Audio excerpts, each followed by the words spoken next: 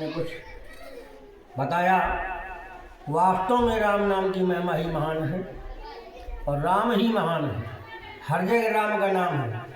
भगवान भोलेनाथ भी जपते हैं, तुम पुण्य राम राम दिन राति सागर जपहु अनंग आराती। परमात्मा भोलेनाथ भी परमात्मा प्रभु राम का नाम का जप करते हैं और संसार तो कर ही रहा है। राम नाम ही सत्य है। ब्रह्म अहम ब्रह्मास्मि जैसे कहते हैं, स्वयं ब्रह्म का स्वरूप है, स्वयं राम का स्वरूप है ये शरीर। उन्होंने जो व्याख्या किया है कि श्री क्यों नहीं लगाया जाता, वो बड़ी सुंदर व्याख्या किया है। इसीलिए श्री नहीं लगाया जाता क्योंकि परमात्मा स्वयं हृदय प्रदेश में विराजमान है और हमें धारण करना है राम नाम की महिमा और राम का नाम। राम नाम ही का आधार है। वहाँ भी कहा है, गोस्वामी जी महाराज भी लिख रहे हैं कि राम, वहाँ कबीरदास जी भी जब गए हैं काशी में रामानंदाचार्य से दीक्षा लेने के लिए, तो दीक्षा जब नहीं दी गई तो सीढ़ियों में जब लेट जाते हैं तो वही राम राम का शब्द मिला था। उसमें न श्री लगा था न कुछ लगा था, केवल राम राम। और वही उस मंत्र को जो है कबीर जी ने लिया और उसी के द्वारा आज कबीरदास जी पूरे संसार में ही वेद और पुराण में भक्तमाल में ऐसे महापुरुषों की चर्चाएं केवल राम नाम के द्वारा ही उनको प्राप्त हुई है।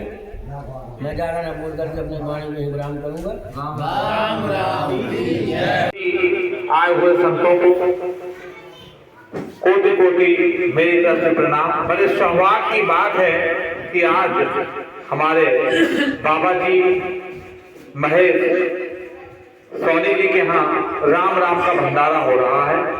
मैं बहुत उत्सुक था आपको एक घटना बताने के लिए जो मेरे साथ 9 फरवरी को हुई और इन्होंने जो बात की श्री राम मैं करता रहा। 1 घंटा 1.5 घंटा भी किया, दूसरे दिन भी किया और फिर राम राम भी किया। राम राम में मुझे बहुत लाभ हुआ। मैं गलत दिशा में भटक गया था क्योंकि हमारे यहाँ 18 जनवरी तक अवध होती गई जो लगभग रोज होती थी शाम को 30 मिनट। 18 जनवरी के बाद हम लोगों ने अवध बंद कर दी। मैं अकेले करता रहा लेकिन हमारे घर वालों ने बंद कर दी।